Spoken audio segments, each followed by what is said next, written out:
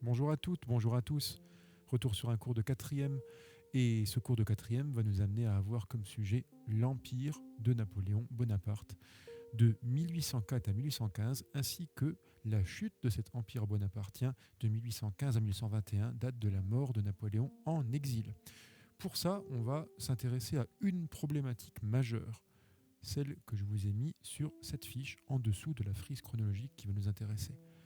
Évidemment, toutes les fiches sont dans les Google Drive. Vous y accédez par les liens qui sont en description des vidéos. Napoléon, première thématique, impose un régime autoritaire. Ça va être notre indication de base. Et on va étudier aussi les défaites et la chute de cet empire napoléonien qui joue sur deux tableaux. D'un côté, Napoléon Bonaparte fait croire qu'il fait persister les idées de la Révolution française, et de l'autre côté, en réalité, il règne en souverain absolu. Et c'est ce que nous allons étudier avec un ensemble de 5 documents pour essayer de comprendre ce que c'est que l'absolutisme napoléonien.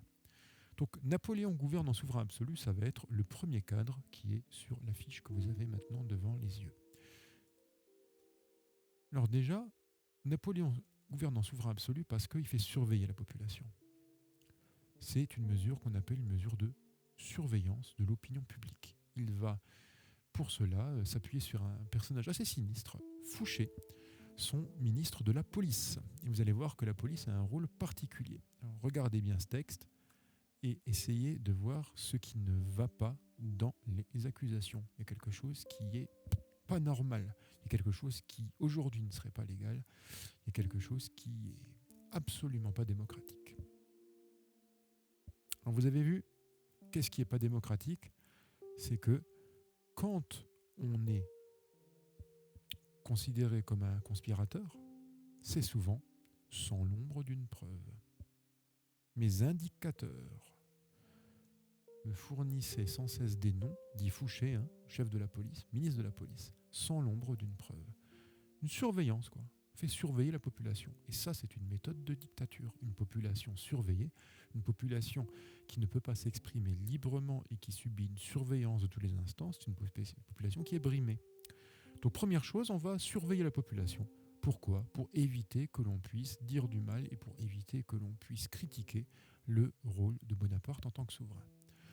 Alors pour ça, cette population, d'un côté, on la surveille et de l'autre côté, on va la récompenser. On va récompenser ceux qui sont jugés être de bons citoyens. Donc on va jouer sur les deux tableaux, c'est la carotte et le bâton. Le bâton, c'est la police. Quand vous faites quelque chose qui ne plaît pas à Bonaparte ou quand vous avez des idées qui ne plaisent pas à Bonaparte, vous êtes surveillé, vous êtes mis en prison. Et d'un autre côté, vous êtes récompensé quand vous êtes derrière lui. Vous obtenez richesse, pouvoir, par exemple en étant nommé préfet. Donc regardons maintenant les récompenses. Et ces récompenses, elles vont avoir pour but de faire accepter le régime à l'ensemble de la population, même si en réalité il n'est pas démocratique. Alors regardez bien et dites-moi quelle est la valeur que Napoléon met en avant dans ce texte pour prouver, d'après lui, qu'il peut récompenser n'importe quel Français. Vous l'avez vu, c'est la valeur de l'égalité. Le mot revient 3 fois. 1, 2, 3. Et cette égalité, elle est mêlée au talent et au courage. En réalité, parce qu'il y a une vraie réalité là-dessous, Napoléon Bonaparte, il a besoin de gens de valeur pour être ses relais, pour être son administration. Il sait très bien, parce que c'est un chef militaire victorieux, rappelez-vous, et que c'est quelqu'un qui va vouloir conserver le pouvoir en ne faisant pas les mêmes erreurs, ni qui ont été commises pendant la Révolution par Robespierre, ni qui ont été commises pendant la période de l'absolutisme par les rois de France, et notamment Louis XVI. Il veut une organisation administrative efficace, parce qu'il sait que les Français ne seront plus en mesure d'accepter, notamment par exemple, le retour des privilèges. Donc ils veulent une égalité. Donc il ne remettra pas en place les privilèges de la noblesse, mais il va récompenser. Il va récompenser les bons serviteurs de l'État. Et ces récompenses vont calmer le jeu. Personne n'aura intérêt dans les hautes sphères de l'État à être contre Napoléon Bonaparte. Ils auront au contraire tout intérêt à être avec lui pour être récompensés par du pouvoir, de l'argent et une vie plus facile. Mais alors, n'y a-t-il pas des gens qui devraient à la population amener une connaissance de tout ça? N'y a-t-il pas des gens qui devraient à la population amener un savoir celui que des récompenses ont lieu, certes, mais que la population est surveillée. Celui qu'il y a peut-être une égalité dans l'obtention de certains emplois, notamment de fonctions administratives, mais qu'en réalité, il y a un régime absolu. C'est les journalistes. Alors qu'est-ce qui arrive aux journaux ? Regardez, il leur arrive de la censure. On va lire cet article en 2 étapes. Première étape, dites-moi justement ce qu'on n'a plus le droit de faire dans les journaux. Vous avez vu, les journaux ne peuvent plus rien dire ni faire contre les intérêts de Napoléon Bonaparte. C'est lui qui rédige ce texte. En fait, les journaux et les journalistes doivent se taire. Il ne faut pas dire du mal de Bonaparte. C'est ce qu'on appelle de la censure. Cette censure, elle donne lieu à une répression. C'est Fouché d'ailleurs qui va être chargé de réprimer les journalistes. Un journaliste qui dit du mal de Bonaparte est un mauvais journaliste. Donc il faut que les journaux soient à la solde du pouvoir. Ça aussi, c'est des méthodes de dictature. Napoléon a un terme pour décrire des journalistes qui diraient du mal de lui. Il dit qu'ils mettent du venin, comme un serpent venimeux. Ils disent du mal de lui, mettent du venin, et après vous avez à la fin de ce texte, regardez quelque chose de très clair. Un jour, on leur fermera la bouche. Comment on ferme la bouche à un journaliste ? On l'empêche d'écrire. Donc on le met en prison, ou bien on ferme son journal. Mais il va falloir à Bonaparte ensuite des nouvelles qui vont aller dans son sens. Ça ne suffit pas qu'on ne dise pas de mal de lui. Il va falloir qu'on dise du bien. Ça, c'est le deuxième volet. Avec la censure, vient toujours, dans un deuxième temps, la propagande. Donc, la propagande, plus que de la censure, c'est dire du bien d'eux, donner des nouvelles fausses, mais qui sont en faveur du dictateur ou du responsable politique qui les met en place. Alors, regardez bien et dites-moi, prouvez-moi, regardez bien, que dans ce texte-là, il faut dire du bien de Bonaparte dans les journaux. C'est à nouveau Napoléon qui fait cette lettre à Fouché. Le ministre de la police est chargé vraiment d'encadrer les journalistes. Donc, prouvez-moi qu'il faut dire du bien de Bonaparte. Alors, vous avez vu, on dit du bien de Bonaparte en comparant ce que faisait Louis XIV et ce que met en place Bonaparte. Donc, Louis XIV, c'est 1709. Qu'est-ce qu'il faisait en 1709 ? Il persécutait les protestants, il faisait du mal aux protestants. En 1809, on rétablit les autels. C'est-à-dire qu'à l'époque de Bonaparte, les religions sont tolérées, autorisées. En 1709, la prospérité intérieure, le gouvernement ne s'en occupait pas, il faisait Versailles et des maisons de chasse à la place. Mais Napoléon, lui, ne s'intéresse pas à des maisons de chasse, ne s'intéresse pas à de beaux atours, il s'intéresse à améliorer Paris. Donc en fait, dans les journaux, le chef de l'État est en train de demander au ministre de la police d'obliger les journalistes à faire des comparaisons glorieuses pour Bonaparte entre son gouvernement et ce qui se passait avant. Donc c'est vraiment des méthodes propagandistes. Donc là, vous le voyez, première méthode de Napoléon Bonaparte qui nous prouve que nous ne sommes pas en face d'un régime démocratique, mais plutôt en face d'un régime dictatorial. La police contrôle la population et les journalistes sont encadrés par 2 choses. La censure d'un côté, qui les empêche de dire la réalité des choses. Donc censurer un article, c'est empêcher de publier un article. Et la propagande de l'autre côté, là, c'est encore un cran au-dessus, c'est remplacer un article vrai, qui peut éventuellement même dire du mal, par un article faux, qui dit du bien. Donc des nouvelles fausses. Ce qui nous amène à notre premier cadre, vous voyez, à retenir donc que la police de Fouché fait taire les opposants et met en place de la censure et de la propagande. Alors Napoléon va utiliser tous les moyens possibles de faire de la propagande. Et un moyen très fort à l'époque, c'est la religion. Rappelez-vous, il n'y a pas encore de très grandes explications du monde accessibles à toute la population qui soient scientifiques. Le catéchisme, c'est-à-dire l'apprentissage de la religion chrétienne catholique, très souvent, est quelque chose qui est extrêmement important encore. Et Napoléon Bonaparte va s'en servir pour faire de ce moment-là un moment de fidélité à son égard. Rappelez-vous, avec le Concordat qu'on a étudié en 1801, il prend déjà la tête de la religion chrétienne catholique en France. Là, il va aller encore un cran plus loin. C'est ce qu'il appelle le catéchisme impérial, dont voilà un extrait. Donc le catéchisme impérial, c'est le texte de droite, numéro 3. On va étudier ensemble ce que c'est. Alors il est formulé en 1806 sous forme de questions-réponses. En réalité, les questions sont soi-disant posées par les enfants et les réponses fournies par les curés, puisque le catéchisme, les catéchumènes, enfin ceux qui s'occupent de mettre le catéchisme en place, c'est l'apprentissage de la religion chrétienne catholique par les jeunes enfants chrétiens catholiques de l'époque. Prouvez-moi dans ce texte du catéchisme impérial qu'en réalité, on a transformé ça en arme de propagande pour Bonaparte. Regardez bien. Il y a plusieurs indices dans le texte. Alors, vous avez vu, première chose, aux jeunes enfants qui apprennent la religion, on leur fait apprendre qu'ils doivent à Napoléon Ier, l'empereur, l'amour, le respect, l'obéissance, la fidélité, le service militaire, les tributs, c'est-à-dire les impôts, et la défense de l'Empire et de son trône. Donc il faut obéissance à Napoléon. Vous l'apprenez quand vous êtes enfant. Et c'est pas n'importe qui vous le dit, c'est le responsable religieux qui parle au nom de Dieu.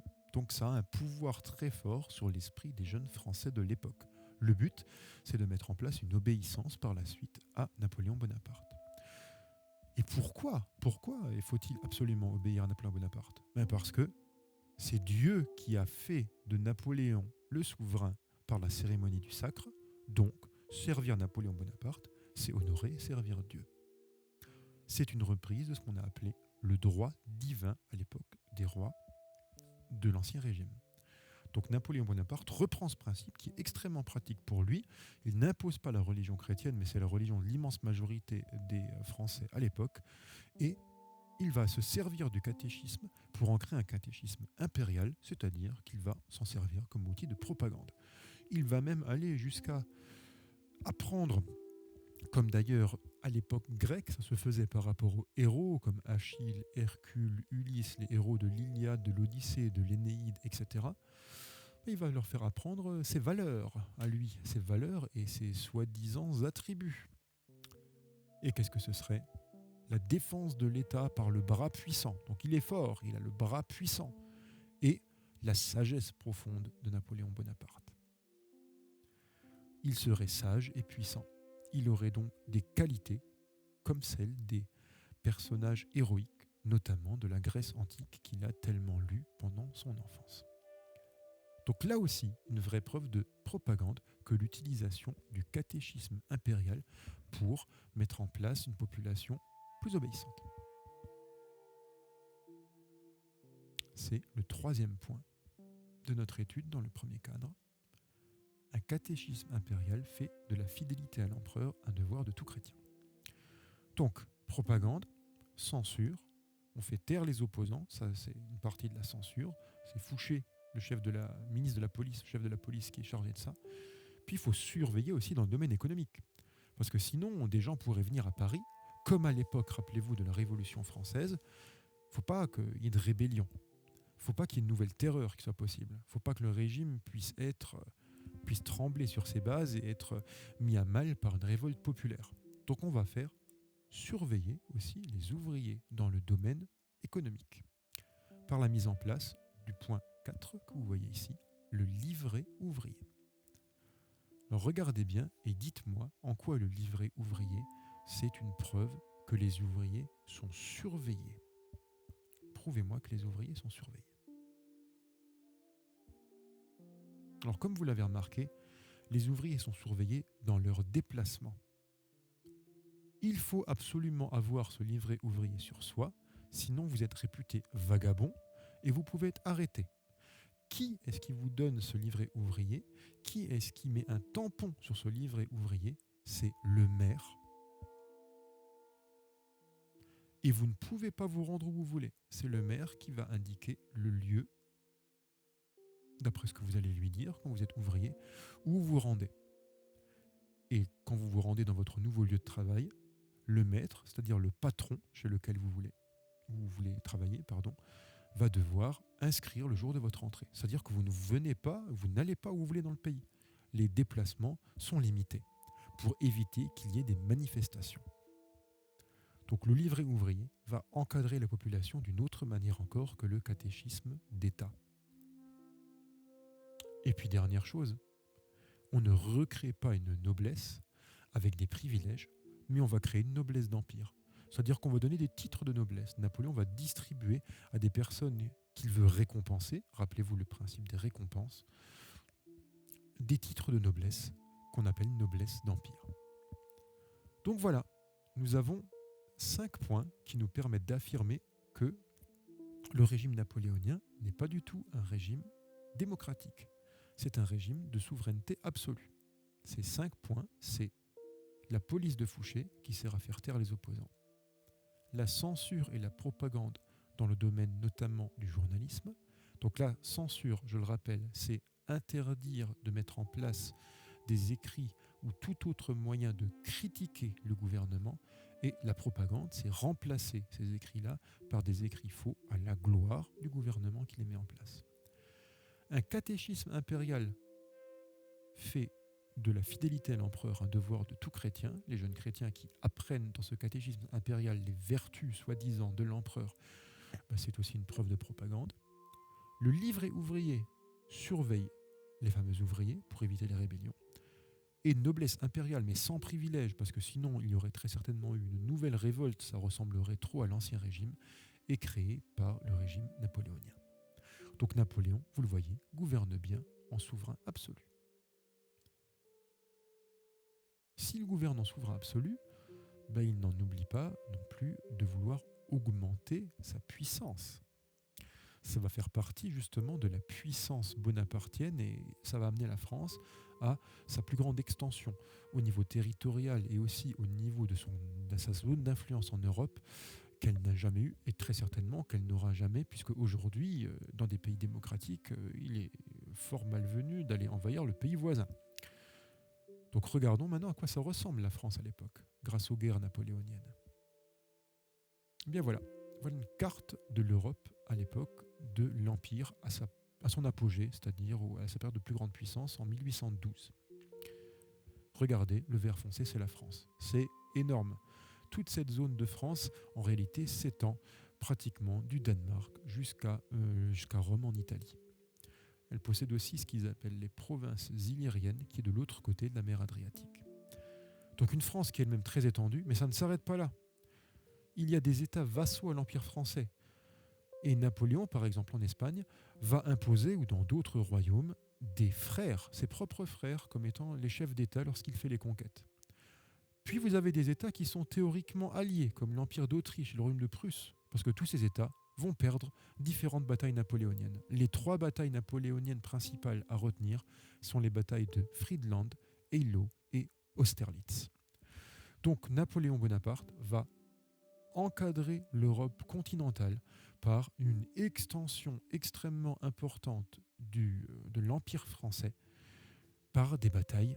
N'oubliez pas que c'est un génie militaire, un chef militaire victorieux qui sait vraiment utiliser, au moins jusqu'en 1812, on va le voir parce que là il va faire une grossière erreur d'appréciation, et qui sait utiliser ses armées sur terre. Il y a un pays sur mer qui pose tout le temps problème à Napoléon, tout de même, c'est le Royaume-Uni d'Angleterre et d'Irlande, que Napoléon Bonaparte n'arrive pas à conquérir. Pourquoi ? Parce qu'il s'agit d'une île. Il est extrêmement difficile de la conquérir, il faut y arriver par bateau dans un débarquement. Or, forcément, ils ont une très forte marine ayant eu besoin, eux, tout le temps d'avoir du commerce par bateau et une protection militaire par bateau également. L'armée de Napoléon, elle est surtout une armée de terre. Donc, il n'y arrive pas. Dans la bataille de Trafalgar, il va d'ailleurs perdre, on va voir les dates juste après, il va perdre cette bataille et ne pas réussir du tout contre les Anglais à récupérer le territoire et à les empêcher de continuer eux-mêmes à avoir une grande puissance. Il va donc utiliser une autre technique, la technique du blocus. Comme vous pouvez le voir ici, il met en place ce qu'il appelle un blocus continental. Il va bloquer les frontières et interdire aux Anglais d'y débarquer, pensant baisser la richesse anglaise. En réalité, il espère arriver à quelque chose que l'on peut résumer par ce type d'image. Voilà les effets qui sont attendus du blocus continental par Napoléon Bonaparte. Alors vous avez 3 images, regardez, une représentant le passé, une le présent et une l'avenir. Le personnage féminin qui est représenté sur l'image par le mot Albion, d'où l'expression la perfide Albion également, c'est le Royaume-Uni. Alors regardez bien ce qui lui arrive sur ces 3 images. Voilà les effets attendus du blocus continental. Alors, d'après vous, quel devrait être l'effet ? Vous avez vu, d'abord, première image, nous avons une personne qui est représentée très corpulente, qui est représentée pleine de richesses, avec une corne d'abondance qui déverse ici de l'argent, pleine de bijoux. Le blocus continental est censé la mettre dans un état de guerre et de siège pour l'appauvrir et tuer ses enfants, c'est-à-dire baisser complètement la richesse de la population. Donc ce blocus continental que met Napoléon Bonaparte en place est censé baisser la richesse du Royaume-Uni. Ça ne marchera pas, ça ne marchera pas parce que le Royaume-Uni a pour allié à ce moment-là un pays qui était jusqu'à très peu de temps auparavant un ensemble de colonies. Jusqu'en 1776, ce qui va devenir les 13 premiers États des États-Unis d'Amérique est encore une colonie anglaise. Et à partir de 1976, les États-Unis d'Amérique qui se créent continuent à avoir des relations commerciales avec le Royaume-Uni, malgré la guerre qui se met en place pendant un certain temps, une guerre qui avait pour but justement la décolonisation de cette zone par les Anglais. Donc, ce blocus continental ne réussit pas du tout. Vous avez donc cette situation qui se met en place. Le 2 décembre 1805 à Austerlitz, Napoléon et ce qu'on appelle sa grande armée gagnent contre l'Autriche et la Russie. En 1807 à Eylau, il gagne contre le tsar russe, donc on réussit à récupérer l'Europe continentale, mais l'Angleterre, comme on l'a dit, résiste à Napoléon, notamment à la bataille de Trafalgar, bataille maritime en 1805. Napoléon l'isole économiquement grâce au blocus continental qui ne sera pas une grande réussite napoléonienne. Donc nous sommes dans une situation où Napoléon, à ce moment-là, on a vraiment l'impression que tout lui sourit. Il a un pouvoir quasiment absolu. Il a amené la France à sa plus grande puissance et sa plus grande extension en Europe. Mais en 1812, commencent les ennuis. C'était précurseur, vous allez voir, par quelques signes, à certains moments auparavant également. C'est maintenant donc la deuxième catégorie, celle qui est au-dessus de votre fiche, que nous étudions, la deuxième thématique, les défaites et la chute de l'Empire. Alors, première chose, c'est bien joli de faire la guerre, c'est bien joli d'occuper des pays, mais au bout d'un moment, ça amène une impopularité de Napoléon. Alors pourquoi une impopularité ? Parce que l'exploitation des pays occupés par les soldats, parce que les morts à la guerre vont amener une partie de la population à ne plus vouloir la faire. Cette guerre, elle est jugée comme étant trop difficile. On va voir des gens qui essayent d'échapper à la conscription. La conscription, c'est le fait de devoir aller à la guerre en faisant un service militaire. Dans la Grande Armée, le service militaire dû à Napoléon, il est obligatoire pour tous.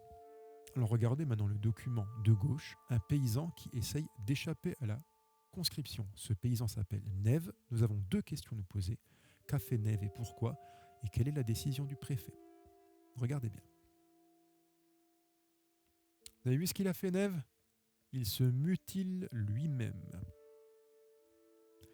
En fait, il subit un soi-disant accident. Très certainement, il se casse lui-même une jambe. C'est ce qui se faisait à l'époque, un bras, une jambe, pour éviter d'aller à la guerre. Sauf que, si tout le monde se met à faire la même chose, de guerre, il ne peut plus en avoir. Alors, on l'envoie quand même au conseil de recrutement. Même s'il a un bras cassé, même s'il a une jambe cassée, il devrait la faire, la guerre, pour éviter que son exemple n'amène à une baisse du nombre de soldats parce que d'autres voudraient faire la même chose pour éviter les combats. Donc vous voyez, certains sont prêts à aller très très loin pour échapper à la conscription. Pourquoi les paysans ne veulent pas aller à la guerre ? Tout simplement parce que qui cultivera leur champ à ce moment-là ? Où devait-il aller à la guerre, Nève ? Vous avez vu ? En Russie. Mais il a gagné contre le tsar russe à Eylau. En 1812, ça ne suffit pas à Napoléon Bonaparte. Napoléon Bonaparte, pour tout un faisceau de raisons qu'on ne va pas étudier ici, veut faire la guerre à la Russie. Il va donc entamer la campagne de Russie de 1812 en allant faire la guerre sur le territoire russe, très loin. Et beaucoup de paysans, beaucoup de Français auxquels on demande, surtout, enfin c'est plus que demander, auxquels on oblige de devenir soldats, ne voient plus pourquoi ils le font. Ça se passe très loin de chez eux. C'est plus des guerres qui sont destinées à solidifier la France, c'est de vraies guerres de conquête. Et ces guerres-là, ils n'en veulent peut-être plus parce qu'ils ne voient pas pourquoi ils les font. Donc vous allez voir que Napoléon va devenir plus impopulaire qu'il ne l'a été. Et cette campagne de Russie qu'il met en place, c'est un échec. Donc nous avons deux choses à voir à partir de là. Regardons déjà la campagne de Russie et comment c'est un désastre en 1812. Donc Napoléon Bonaparte avance en Russie de plus en plus. Voilà le document. Mais quelque chose va empêcher son armée de réussir à Moscou, qu'il y arrive d'ailleurs jusqu'à Moscou, il essaye de brûler la ville, mais l'armée russe le laisse avancer. Donc regardez bien l'image, il y a un détail, regardez bien les couleurs de l'image. Quelque chose nous prouve que l'armée française est dans une situation climatique difficile. Quelque chose que Napoléon n'avait pas prévu. Vous avez vu quoi ? Vous avez vu les couleurs ? Vous avez vu le temps qu'il fait ? C'est l'hiver. Et c'est l'hiver russe. L'hiver russe, c'est moins 20. Et cet hiver-là, celui de 1812, il est très très dur. Donc, lorsque les Français se rendent autour de Moscou, les Russes pratiquent la politique de la terre brûlée. Ils brûlent tout. Ils brûlent les ressources, ils brûlent les champs, de telle sorte que l'armée n'arrive pas à se ravitailler. L'armée française avance, brûle Moscou, revient, essaie de revenir en arrière parce qu'elle est surprise par le froid de l'hiver. Et là, elle se fait attaquer par les Russes. Ils avaient réussi, les Français, à passer la rivière Bérésina, l'Allée. Les températures se sont un tout petit peu radoucies. Vous avez pu voir que ça reste quand même très très difficile. On voit bien la neige blanche, etc. Mais les températures se sont radoucies et la Bérésina maintenant n'est plus gelée. Les Français n'arrivent pas à passer. On va construire des ponts. Les sapeurs du général Eblé qui ont construit ces ponts, vous les voyez dans l'eau. Ils sont en train de mourir noyés. Ce n'est plus du tout une armée en bon ordre. Bref, c'est une fuite. Ce passage de la Bérésina, c'est pour ça que dans le vocabulaire militaire, dire que c'est la Bérésina, dire que c'est une énorme défaite, une débâcle totale. Cette retraite de Russie, elle va amener Napoléon Bonaparte à être, pour la première fois, confronté à une très très grande défaite militaire. Donc c'est le début de la fin pour l'Empire napoléonien. C'est le moment où les historiens font coïncider la fin du beau règne de Napoléon et de sa puissance et le début des ennuis. Alors ces ennuis, ils étaient prévisibles pour plusieurs autres raisons. Dans les autres pays et les autres zones qui ont été récupérées par Napoléon en Europe, les peuples veulent à nouveau disposer d'eux-mêmes. Ils ne veulent pas de ces régimes imposés avec les frères de Napoléon à leur tête que Napoléon leur impose. C'est ce que Napoléon appelle le jeu des 4 coins ou des 5 frères. Il redistribue sans cesse l'Europe à ses frères. Napoléon au milieu, regardez, représenté avec ses 4 frères, en train de leur distribuer l'Europe. Ils sont en train de marcher sur l'Europe. Et ça, les peuples européens qui ne sont au départ pas français, mais qui doivent avoir ce qu'on appelle des républiques sœurs et des empires sœurs, n'en veulent plus. Alors, ils se révoltent. Vous trouverez une fiche à ce sujet dans le Google Drive que je vous ai mis dans la description. C'est une fiche sur 12 de Mayo et 13 de Mayo. 2 tableaux du peintre extrêmement important espagnol Goya. Sur ces fiches, vous trouverez une analyse de ces tableaux et 4 questions. Je fais exprès aujourd'hui de ne pas vous les expliquer. Regardez ces fiches, regardez les 4 questions. Alors ne les imprimez éventuellement pas, mais vous pouvez très bien vous-même vous poser cette question sur une feuille à vous et on y répondra dans un prochain document vidéo. Donc je vous laisse étudier ces 2 tableaux-là, 12 de Mayo et 13 de Mayo, qui sont importants d'un point de vue historique et aussi d'un point de vue artistique, notamment le tableau 13 de Mayo. Vous allez voir que c'est un tableau qui montre vraiment des sentiments extrêmement forts. Et on en reparle lors de notre prochaine vidéo. Pour étudier exactement ce qui se passe en Espagne, vous pouvez vous aider aussi du petit commentaire qu'il y a ici sur la révolte des patriotes espagnols à Madrid. Donc, Dos de Mayo, Tres de Mayo, à étudier donc pour la prochaine fois, pour notre prochaine vidéo. Donc, pour résumer, vous pouvez le voir que ça commence à sentir le roussi pour Napoléon Bonaparte. Puis à partir de là, ça va être de plus en plus compliqué, vu que l'ensemble des pays d'Europe vont se coaliser à nouveau contre Napoléon. Alors les choses se passent en 4 étapes qu'on va très rapidement voir.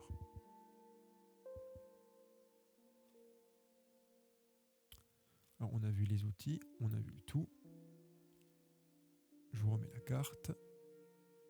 Et c'est parti. Nous y voilà. Donc je vous mets la carte en grand. Donc ces pays, notamment comme l'Empire d'Autriche, la Prusse, la Russie, après la défaite de la Bérésina, le royaume d'Espagne qui se révolte contre le frère de Napoléon, tous ces pays se mettent ensemble contre Napoléon Bonaparte. C'est ce qu'on appelle une coalition. Évidemment, le Royaume-Uni, d'Angleterre et d'Irlande aussi. Ces pays-là vont essayer de reprendre leur territoire, de se débarrasser de cette influence française dont ils ne veulent pas. Alors ça se passe en plusieurs étapes. Première étape, la France est envahie par une coalition de ces pays et Napoléon va être obligé d'abdiquer. Et c'est le sujet d'une deuxième petite fiche. Un portrait inhabituel de Napoléon que je vous ai également mis dans le Google Drive qui est en dessous dans la description de la vidéo. Donc vous avez là le tableau avec une explication de ce tableau à côté. Vous avez 2-3 images sur Napoléon à Sainte-Hélène. Vous allez voir exactement ce que c'est que cette histoire. Un petit texte récapitulatif, le contexte qui est là et 4 questions à vous poser. Tout ceci sera tout au sujet donc de notre prochaine vidéo. Après avoir aujourd'hui, oui, je vois qu'après 30 minutes, il est temps de couper la vidéo et d'en faire 2. Donc aujourd'hui, on s'est intéressé au moment où Napoléon prend le pouvoir de manière absolue. On s'est intéressé aux premières défaites.